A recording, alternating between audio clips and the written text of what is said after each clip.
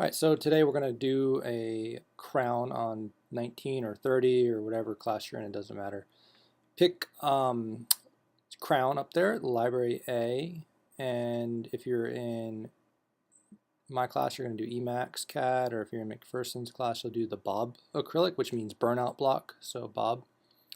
And then you'll populate the items below for that, it would just be clear, because it's like literally a clear plastic block. And if you're in my class, you'll do Emacs CAD, translucency, high translucency, and then shade B1, somewhere around here.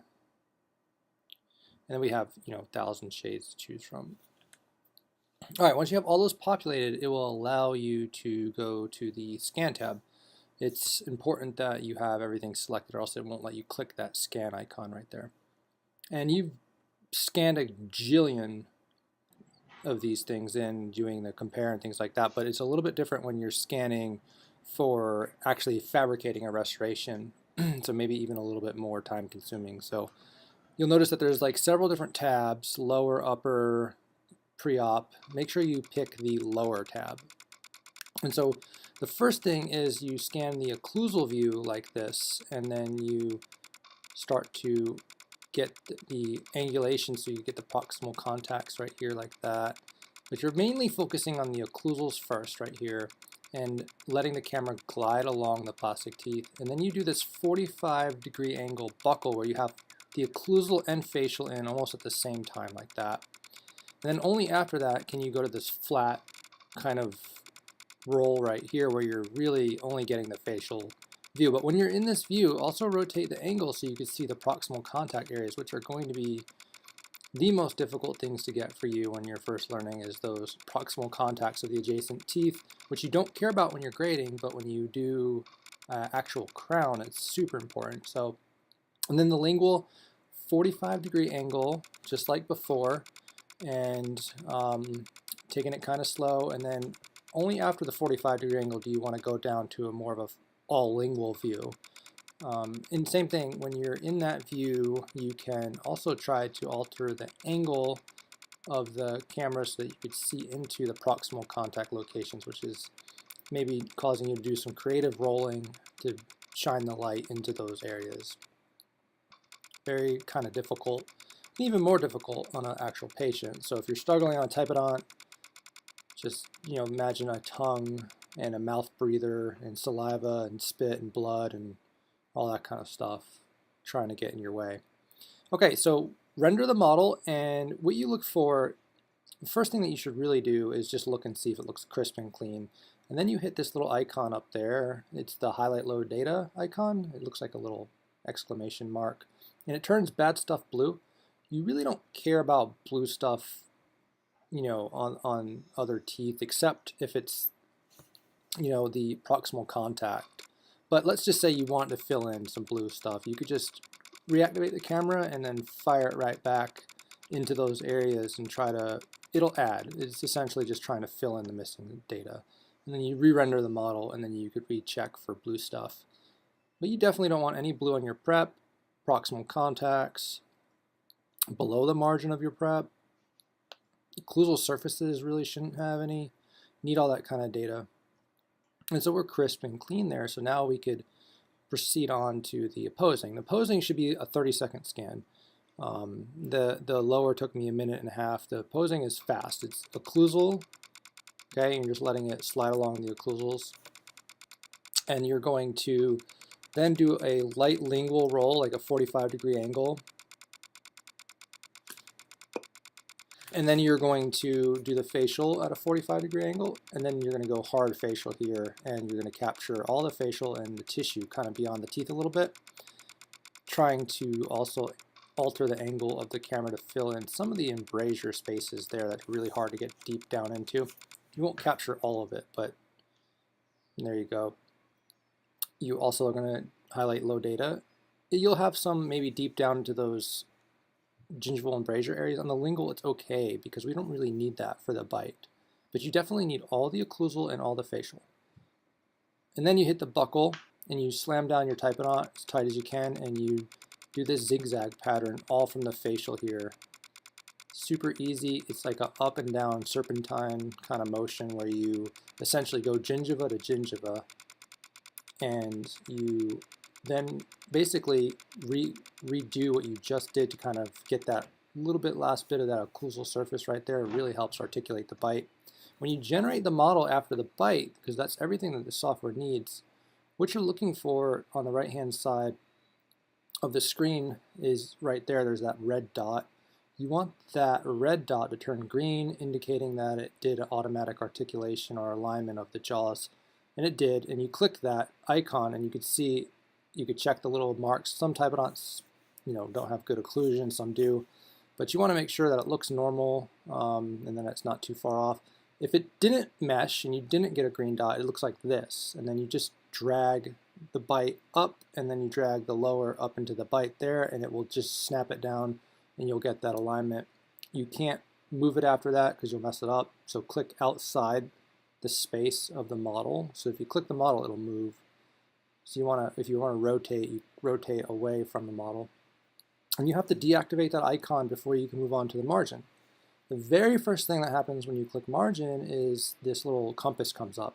This is basically telling the software how the crown is going to be placed, so it's a path of insertion. And you could rotate it. This is the only area in the software where you left click to rotate, which is kind of weird. If you want to translate the whole model, you click the rolly ball all the way down and drag it, and then you could translate the whole model. But you want to be looking at the tooth essentially and seeing the whole finish line all the way around from the straight down occlusal view. And once you do that, lock that down by hitting the button again. Down there, it's a little orientation button, and now you could do margins. Margins, you have three icons. Trace, which essentially lets you do whatever you want, and it has no automatic feature.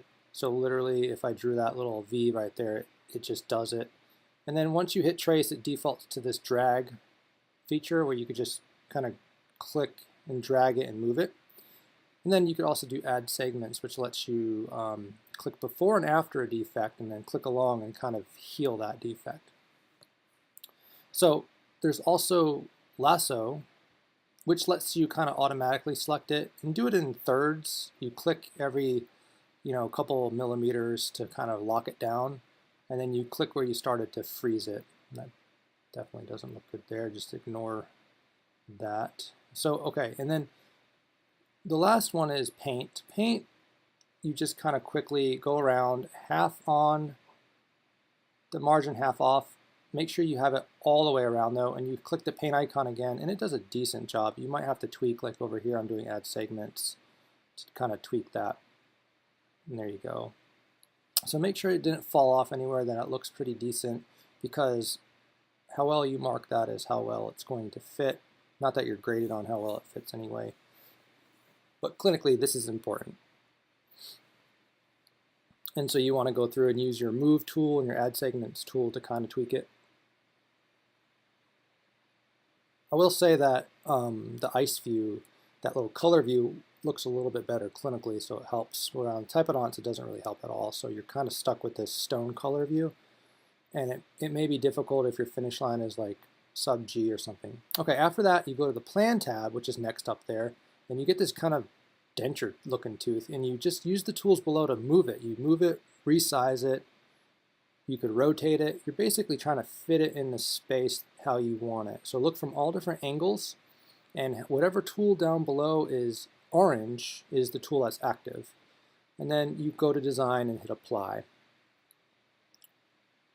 And it's going to take into consideration the occlusion, the proximal contacts, and things like that.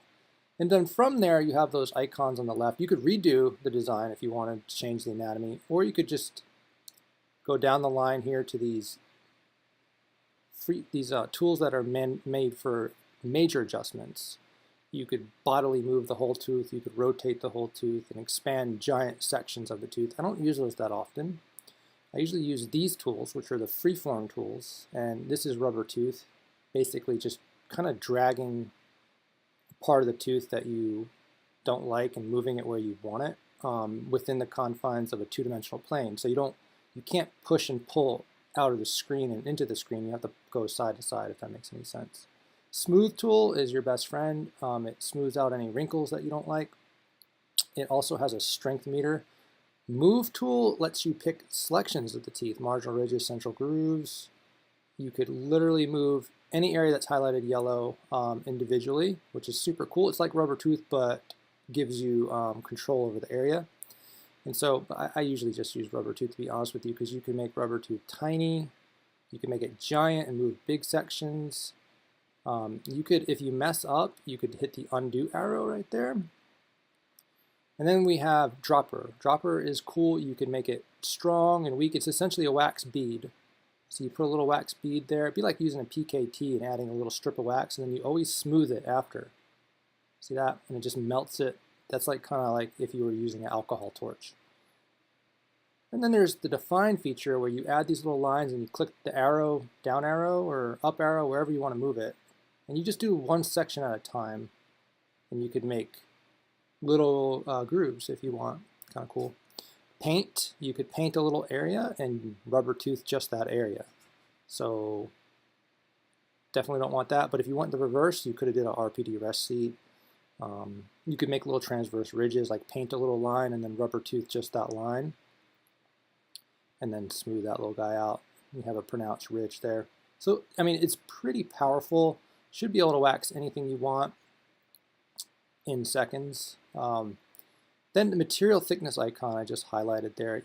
You guys are going to have like orange everywhere because you don't really reduce your teeth that much. It's going to look more like that. Probably have holes in it. Whatever, just go with it. Just try to make it work. Ideally, you want green and blue. Yeah, if it's properly reduced. All right, so turn on the occlusion icon right there. Click that twice. And when you click that twice, it turns clear.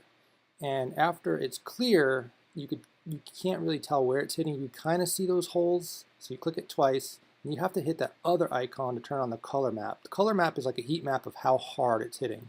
And where. So you can see I got a lot of strange contacts that I don't really love. Non-functional cuss contacts, contacts on inclined planes, not cool, right? You could change those any way you want. There's like a jillion different ways you could fix those contacts. I'm going to show you just a quick few. So one of the quickest ways to fix those kind of contacts is to slice it where you could see it in kind of like a CBCT, sagittal, or coronal section. And in order to slice it, you have to hit the little, it's a weird little tooth with, like, it looks like a compass going around it on the bottom right-hand corner. I mean, you could try to drag it like that, but you really can't get to where you need to go. So you slice it like that, and now you could see exactly, and you drag that wheel, you have to click the wheel to drag it, and you could see exactly where those cusps of the opposing are coming down on top, and you could fine-tune it that way. Another way is to click the bite refinement tab down there and go to the bite refinement icon here, and then what you do for that is you drag it to the strength that you want. So negative 125 is usually pretty good for functional cuss contacts. So, and then, you know, if you have a contact on inclined plane that you don't like there on the distal lingual cusp, just, you know, negative 250 and circle it, and it will eliminate that. And so now we have a flat contact in the central groove area and on a functional cusp. So, you know, 2 or 3 contacts is probably all you need for any given tooth. Then you trim the model away by clicking that icon, and then proximal contacts. I just smooth them. Dropper and smooth. So if they're too strong like here, I just smooth it, right? So I'm clicking and I want it to be that blue teal. If they're too weak, you could just dropper and just kind of drag a little wax there and then smooth it again. So easy, you want that, you know, blue teal spot right there and kind of broad contact. And then just give it one last glance over material thickness. It's okay if you're a little thin at your margins, but so mill tab, sprue, if you're in my class, you're use size C14. If you're in Dr. McPherson's class, it's just one size, so it really doesn't matter. You're going to hit send to mill. I would like to say when you hit send to mill, you guys get a little nervous that it's not sending. It will say in a little text box, successfully sent to mill, if it's sent. And that's how you know if it's sent. All right, have fun, and I hope, you know, my class, we're going to do a couple hundred of these, so we'll be playing on those for the rest of the semester.